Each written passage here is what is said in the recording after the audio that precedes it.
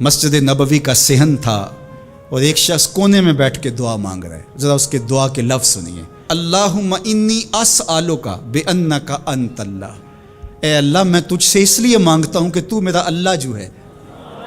ذرا غور کیجیے. میرے والد گرامی فرماتے تھے کہ بیٹا باپ سے کہے کہ ابا جی میں آپ سے اس لیے مانگ رہا ہوں کہ آپ میرے ابو جو ہیں، تو باپ کو اپنا وجود بیچ کے بھی دینا پڑا تو اس کی ڈیمانڈ پوری کرے گا. جو اس نے لفظ ہی ایسا کہہ دیا کہ ابو میں آپ سے اس لیے مانگ رہا ہوں کہ آپ میرے ابو جو ہیں، تو میں نے آپ سے ہی مانگنا ہے.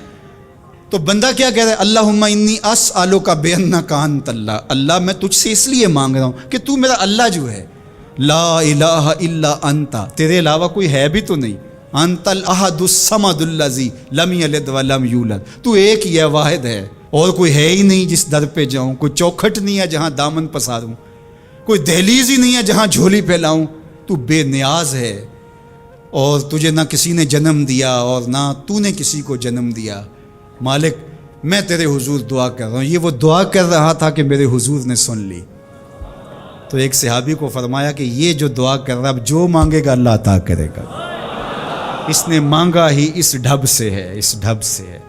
ایک دعا اور سن لیجئے جو سیدنا علی المرتضیٰ رضی اللہ تعالی عنہ رب سے مانگتے ہیں. اللہ اکبر. مجھے تو آج سارا دن اس دعا نے نحال کیے رکھا.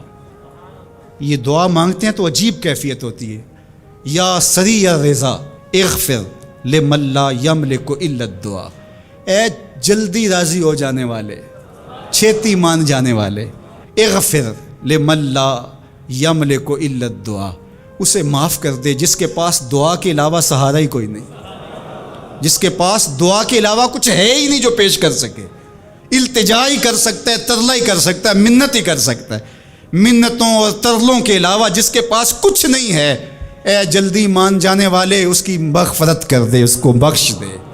اللہ اکبر. تو وہ کریم ہے، وہ کہتا ہے میرے در پہ آؤ تو صحیح، کوئی جھولی پھیلاؤ تو صحیح. ہم تو مائل بکرم ہیں، کوئی سائل ہی نہیں. راہ دکھلائیں کسے رہ رو منزل ہی نہیں. کوئی آئے تو صحیح، جھولی پھیلائے تو صحیح، کوئی طلب تو کرے. دنیا والوں سے مانگیں تو ناراض ہوتے ہیں، اللہ سے نہ مانگیں تو ناراض ہوتا ہے.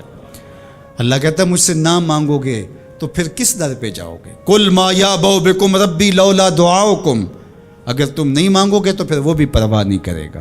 تم مانگتے رہو گے، جھولی پھیلاتے رہو گے، وہ اپنی رحمتیں تمہارے دامن میں ڈالتا رہے گا. اس کے خزانوں میں کوئی کمی نہیں آتی.